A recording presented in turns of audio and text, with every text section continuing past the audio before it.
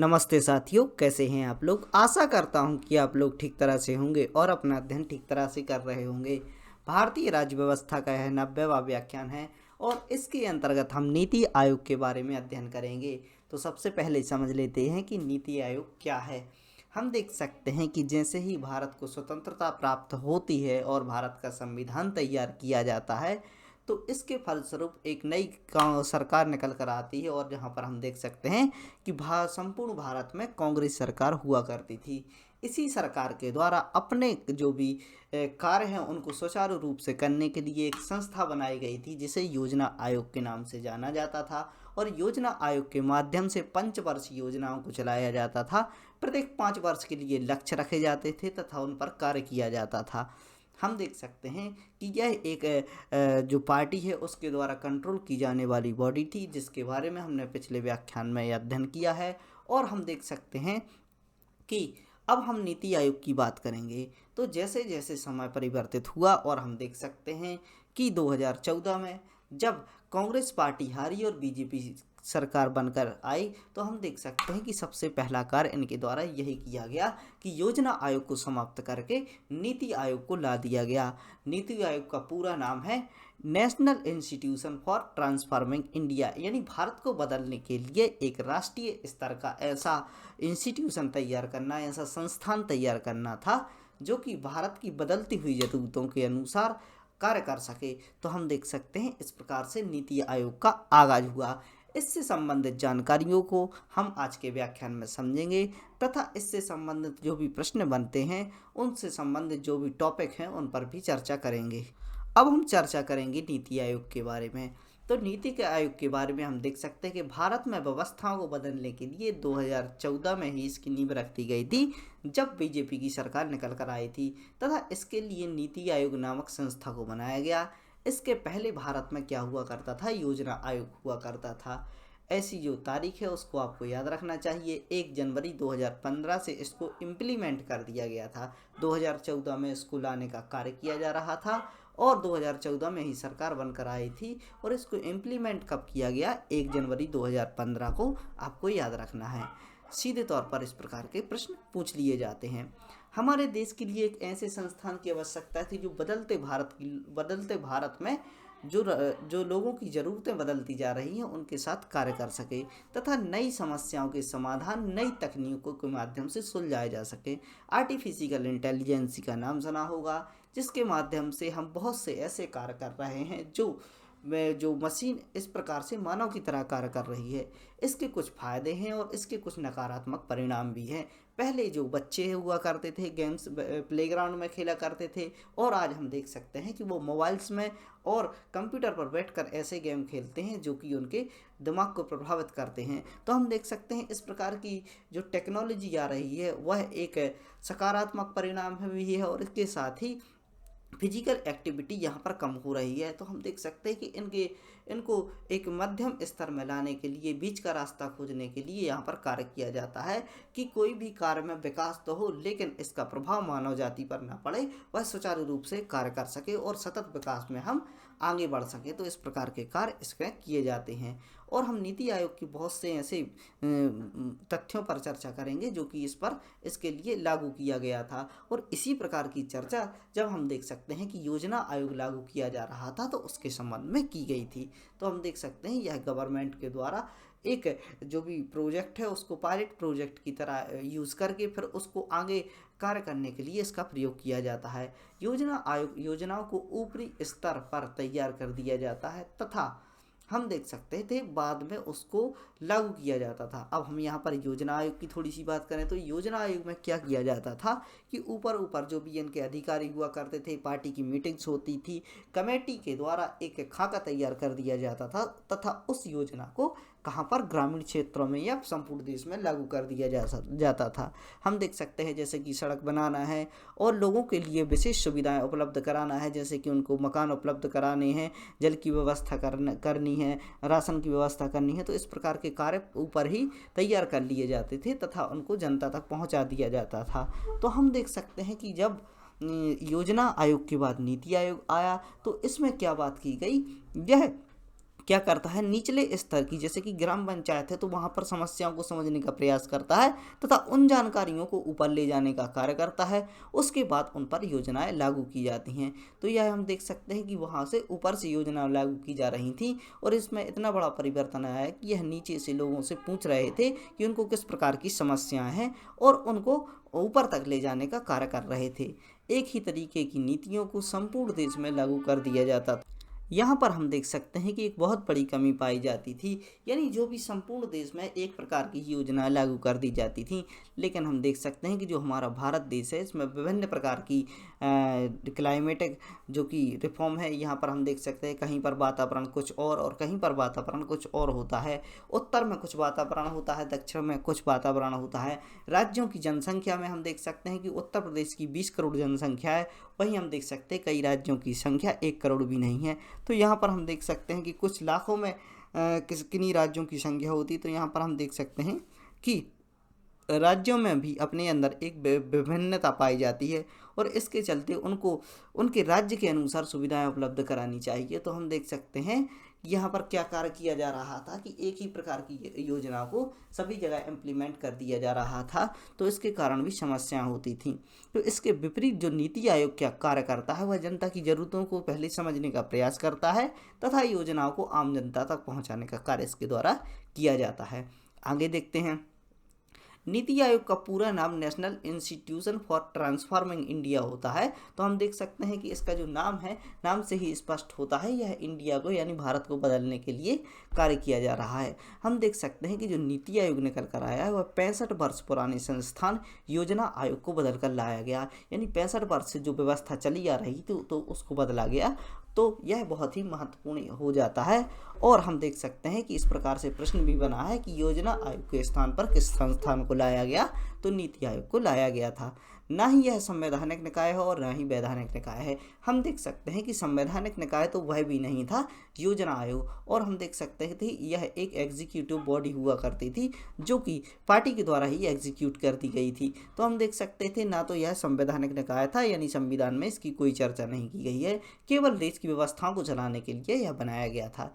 यह पॉलिसी को चलाने के लिए एक सलाहकार की भूमिका का निर्वाह करता है, यानी कोई भी पॉलिसी यहाँ पर तैयार की जाती है और उसको चलाने के लिए यह सलाहकार की भूमिका का निर्वाह करता है। इसमें संघवाद के ढांचे के अनुसार सभी राज्यों को साथ लेकर चलने की बात की जाती है। यानी संघवाद का ढांचा क्या कहलाता है, यानी हमारा जो संघ है, सभी राज्यों का संघ है, यूनियन है, उसको एक साथ लेकर चलने की बात जहाँ पर की जाती है तो वह संघवाद का ढांचा कहलाता है।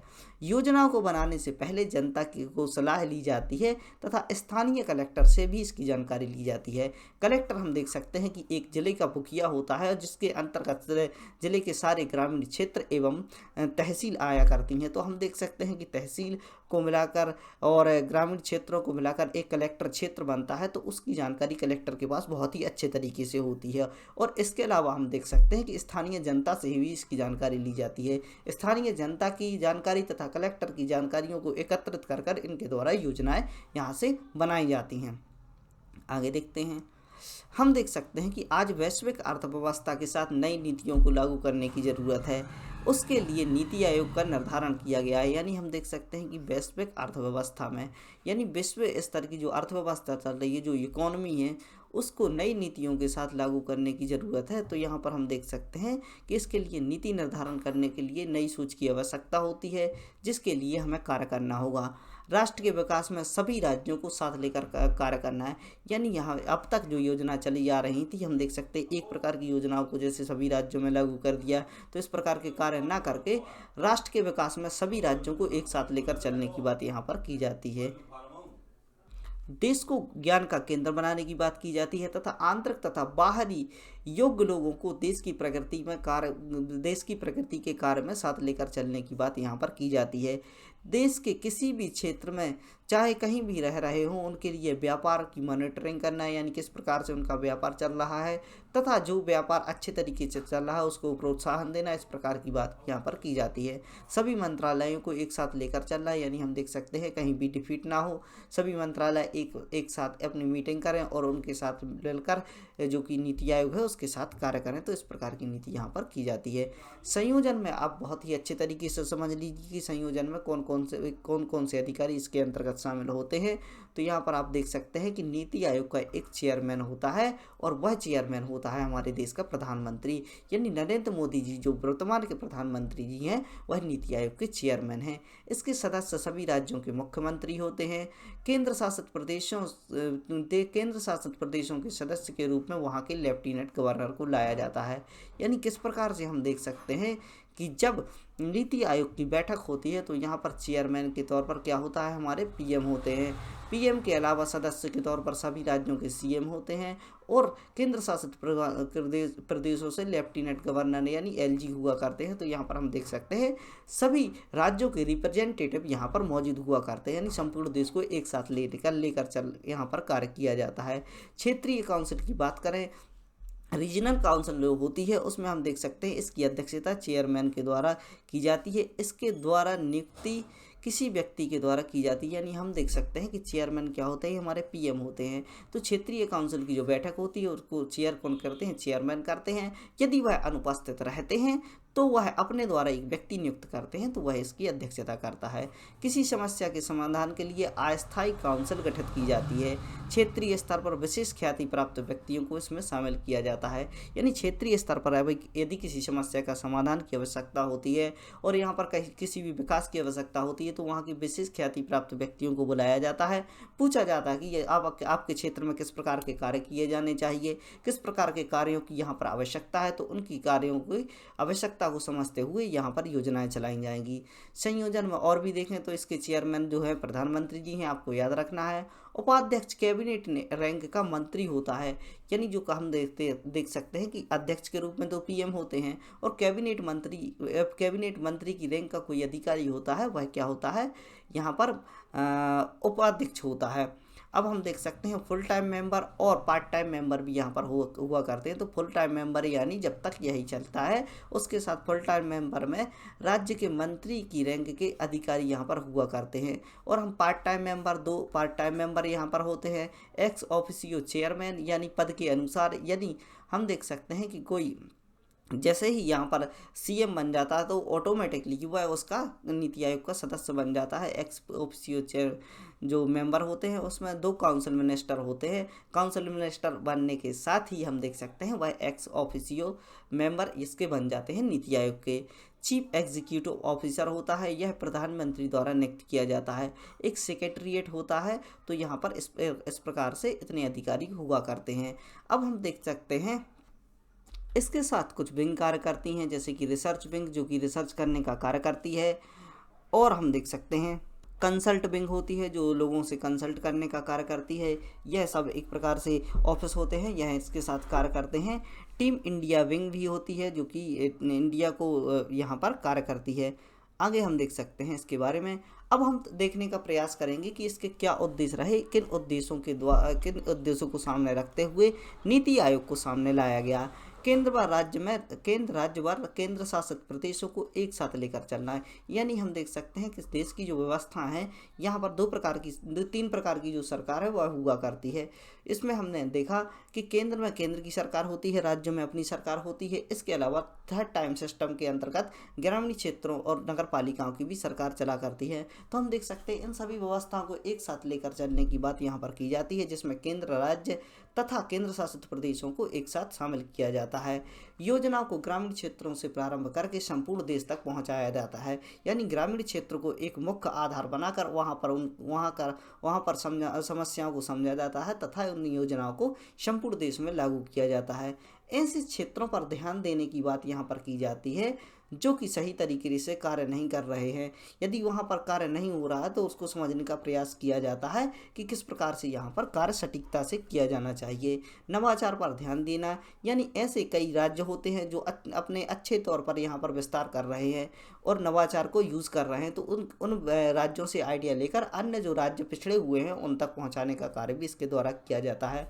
रिसर्च तथा विकास पर ध्यान देना, रिसर्च के अनुसार हम देख सकते हैं कि नई नई जो टेक्नोलॉजी निकल कर आ रही हैं, जिसमें हम देख सकते हैं स्मोकलेस टावर निकल कर आते हैं और हम देख सकते हैं कि प्रदूषण को कम करने की ऐसी कुछ आइडियाज़ वह निकल कर आते हैं, तो उन पर रिसर्च करना और विकास या प्रगति में ध्यान देना, जैसे कि शिक्षा की व्यवस्था है, अन्य व्यवस्था है, देश में व्यापार की व्यवस्था है, इन सब चीज़ों को आगे देखना और मेक इन इंडिया जैसे प्रोग्राम्स को लागू करना। मेक इन इंडिया में हम देख सकते हैं कि भारत में ही निर्मित वस्तुओं का व्यापार यहाँ पर किया जाता है और भारत को ही सेल्फ रिलायमेंट यानी आत्मनिर्भर बनाने की बात की जाती है। राष्ट्रीय व अंतर्राष्ट्रीय लक्ष्यों को प्राप्त करना, यानी राष्ट्रीय लक्ष्य क्या होते हैं, जो राष्ट्रीय स्तर के लक्ष्य होते हैं इसमें हम देख सकते हैं कि राष्ट्रीय स्तर में देखते हैं कि विभिन्न देश हैं वह अपने अनुसार जो भी प्रगति कर रहे हैं और उसी प्रकार से हमारे देश के आंतरिक स्थित राज्यों में भी तरक्की होनी चाहिए, आंतरिक देश में तरक्की होनी चाहिए। इसके अलावा हम देख सकते हैं अंतर्राष्ट्रीय स्तर के लक्ष्यों को भी हमें प्राप्त करना चाहिए। नौकरी लेने के स्थान पर नौकरी देने की तकनीकों का विस्तार करना है, यानी हम देख सकते हैं हम जो जॉब की तलाश करते हैं उसके अलावा हमें इस प्रकार के व्यापार को जनरेट करना है ताकि ऐसे बच्चे निकल कर आएँ, ऐसे नए आइडियाज़ और इनोवेशन निकल कर आए ताकि लोग जॉब देने लगें। अच्छे प्रशासन को चलाने के लिए कार्यों पर ध्यान दिया जाना चाहिए। अच्छी सेवाओं को सभी क्षेत्रों में उपलब्ध कराना, प्रौद्योगिकी, नवाचार तथा नई तकनीकों का प्रयोग करना और इसके साथ ही हमने विभिन्न प्रकार की यह जो बातें हैं वह समझी कि इस प्रकार के उद्देश्यों के साथ नीति आयोग को लाया गया। नीति आयोग से संबंधित विशेष प्रकार की जानकारियों को हमने यहाँ पर प्राप्त किया। इसी प्रकार की जानकारी के लिए बने रहें study right by Mani Pandey से। और आपके 90 लेक्चर पूरे हो चुके हैं। यदि आपने यह लेक्चर नहीं देखे तो सारे के सारे लेक्चर देखिए और इनको नोट डाउन कीजिए, अपने नोट्स बनाइए और अच्छे से अध्ययन करते रहिए। और इस प्रकार की जानकारी यदि आप ऐसे बच्चों तक पहुंचाना चाहते हैं जो इस प्रकार की शिक्षा लेना चाहते हैं और आर्थिक रूप से कमज़ोर हैं तो उन तक यह लेक्चर पहुंचाने का प्रयास करें। पढ़ते रहें, खुश रहें। धन्यवाद। भारत माता की जय।